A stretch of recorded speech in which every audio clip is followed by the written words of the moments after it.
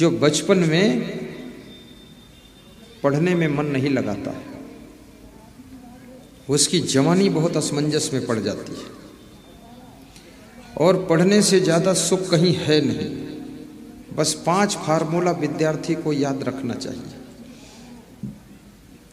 काकचेष्टा बको ध्यानम स्वान्निद्रा तथयुचा अल्पहारी गृहस्त्यागी विद्यार्थी पंचलक्षणम।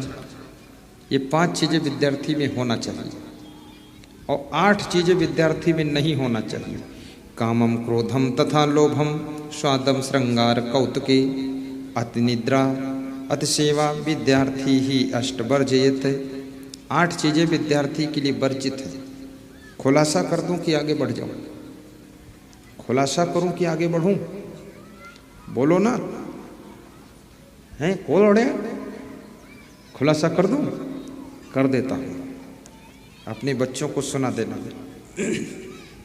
काकचेष्टा, विद्यार्थी में कौवा जैसी चतुराई होना चाहिए। जैसे कौवा चतुर होता है। कौवा कैसा चतुर होता है? एक कौवा अपने बच्चे को चतुराई सिखा रहा था कि बेटा, यदि आदमी आ रहा हो तो चिंता की बात नहीं है। बोले क्यों पापा? बोले क्योंकि जब आदमी झुकेगा तो समझ लो पत्थर उठाकर तुझको मारेगा। तो आदमी जब झुकने लगे तो चिंता की बात है। जब आदमी झुके तो समझ लेना पत्थर उठा रहा है, तो उठा करके मारे उससे पहले उड़कर भाग जा। तो कौवा के बच्चे ने कहा कि पापा, यदि वो घर ही से पत्थर लेकर आए और न झुके वो मार दे तो? तो कौवा ने कहा तेरे को चतुराई सिखाने की जरूरत नहीं है, तू बहुत खिलाड़ी है, बस बात खत्म हो गई। तो ये कौवा के बच्चे के जैसा विद्यार्थी बच्चों को चतुर होना चाहिए, इतना उसके अंदर कैचिंग पावर हो। बको ध्यानम, और बगुले जैसा ध्यान लगाओ। जैसे बगुला मछली मारने के लिए ध्यान लगाता है तालाब में, तो एक पैर को उठाए रहता है बगुला और एक पैर से खड़ा होता है, तो देखने में ऐसे लगता है कि बगुला पंगुला है, एक टांग टूटी है ऐसा लगता है, एक टांग में चोट लगी है इसलिए वो टांग रख नहीं पा रहा नीचे, दर्द है उसमें। दर्द नहीं है, चोट नहीं है, टांग टूटी नहीं है। बगुला इसलिए टांग उठाकर रेडी है कि मछली सामने आए तो टांग उठाना भी ना पड़े, उठी हुई टांग और चोंच एक साथ पानी में डुबाना है। अगर टांग उठाओगे पानी से तो पानी हिलेगा तो मछली भाग जाएगी, इसलिए टांग उठा के ऊपर रेडी रखो और चोंच भी डुबाओ तो मछली पकड़ो, पाँव भी साथ में डुबाओ। इतना चतुर है बगुला। तो बगुले जैसा ध्यान, जैसे बगुला मछली पकड़ने में ध्यान लगाता है, ऐसे ध्यान लगा करके अपने स्कूल के सब्जेक्ट के विषयों को अपने अंदर प्रवेश करो। बको ध्यानम स्वान निद्रा, और विद्यार्थी की नींद कुत्ते जैसी नींद होनी चाहिए। कुत्ते की नींद कैसी होती है? कुत्ता सो रहा हो, उसके पड़ोस में निकलो तो कुत्ता आँख खोलकर देख लेता है और फिर आँख बंद लेता है।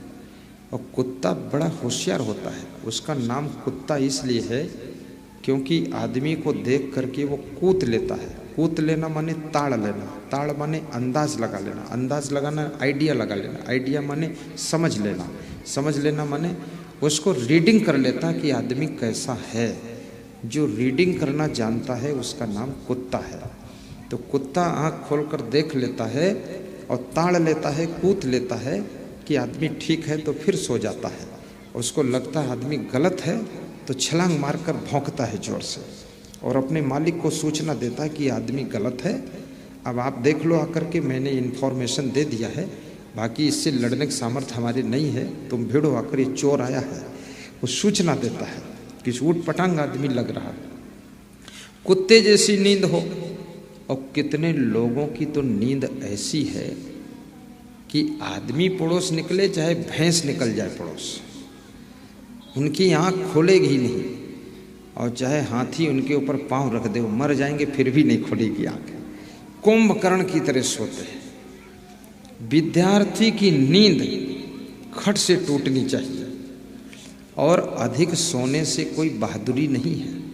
कुछ लोग सोचते हैं खूब सोऊंगा तो संसार में हमको लोग बहादुर इंसान कहेंगे। बहादुर नहीं, मक्कार कहे जाओगे।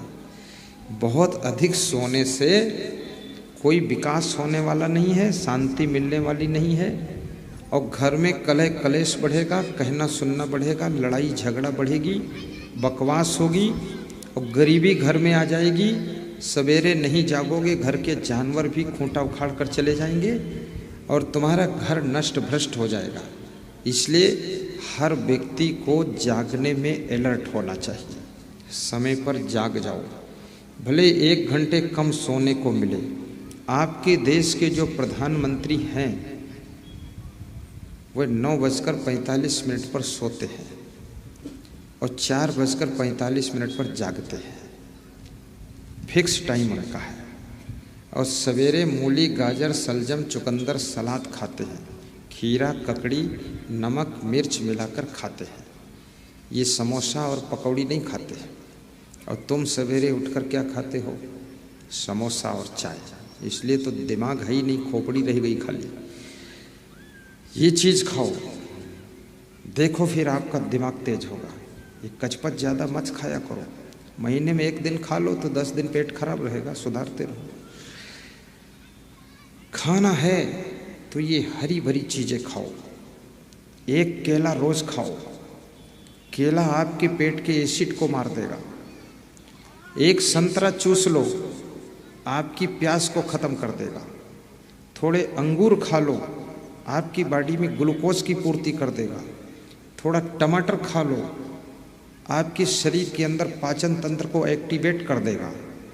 थोड़ा सा खीरा खा लो, आपकी भूख बढ़ा देगा। थोड़ा मूरी खा लो, आपकी कब्जियत ख़त्म कर देगा। थोड़ी गाजर खा लो, आपके अंदर खून बढ़ा देगा। और क्या खा लो? कुछ मत खाओ, इतना बहुत है। तो ये ऐसी चीज़ें हैं, थोड़ा थोड़ा। काक चेष्टा बको ध्यानम स्वान निद्रा तथैचा अल्पहारी। और विद्यार्थी को अल्पहारी होना चाहिए। भूख से कम भोजन करना चाहिए। ठूस ठूस कर नहीं खाना चाहिए। गृहस्थ त्यागी और विद्यार्थी को, जब तक विद्यार्थी जीवन है तो शादी भी मत करो, ना तो संसार की विषय भोग करो। ब्रह्मचर्य से रहना चाहिए। गृहस्थ त्यागी। ब्रह्मचर्य में इतनी शक्ति है, इतनी मेमोरी स्ट्रांग होती है। आप तेजस्वी भी बनोगे, ओजस्वी भी बनोगे, तपस्वी बनोगे। ब्रह्मचर्य आपन तेज संहारो आपे, तीनों लोक हाँकते कांपे। अपने तेज को संहारो तो सही। देखिए कितनी बुद्धि कुशाग्र होगी आपकी। एक बार जो देख लोगे खट से याद हो जाएगा। इस अपनी शक्ति को संभालो। तो विद्यार्थी को त्यागी भी रहना चाहिए। ये गंदे पिक्चर मत देखो, गंदे सीरियल मत देखो, गंदे गाने मत सुनो सैया बलमों के। ये गोटेदार लहंगा निकलो जब डाल के, तलवारें चल जाएं मेरी मतवाली चाल पे, ये फालतू बातें मत करो। मेरा मन डोले, मेरा तन डोले, मेरे दिल का गया करार रे, कौन चलावे साइकिलिया। ये सब गीत मत गाओ। मन को बस में करना है। और प्रवचन सुनो। अभी एक विद्यार्थी का फोन आया था कि 10वीं में मैं 3rd डिवीज़न पास हुआ, इंटरमीडिएट में 2nd डिवीज़न और बीएससी में 1st डिवीज़न आया है। तो मैंने कहा कैसे? बोले 2 साल से आपका प्रवचन सुन रहा हूँ, बिल्कुल मन नियंत्रित है और संकल्प लिया हूँ आईएएस बनूंगा, कलेक्टर बनूंगा। मेरी माँ कहती है अब लगता है तो कलेक्टर बन जाएगा। बोले पक्का, कोई संदेह नहीं, एक बार में परीक्षा क्रॉस करूंगा। कॉन्फिडेंस आपको अपने ऊपर होना चाहिए। तुम्हारे पास में बहुत बड़ी बुद्धि का खजाना है। तुम साधारण व्यक्ति नहीं हो, तुम बहुत बुद्धिमान हो, लेकिन तुम्हारी बुद्धि, तुम्हारी शक्ति यत्र तत्र बिखर जाती है, इसलिए तुम साधारण रह जाते हो। अपनी बुद्धि को एकाग्र करके यदि अपने विषय में, शिक्षा में केंद्रित कर दो तो तुम एक नया चमत्कार कर सकते हो, इतिहास में एक नया अध्याय जोड़ सकते हो।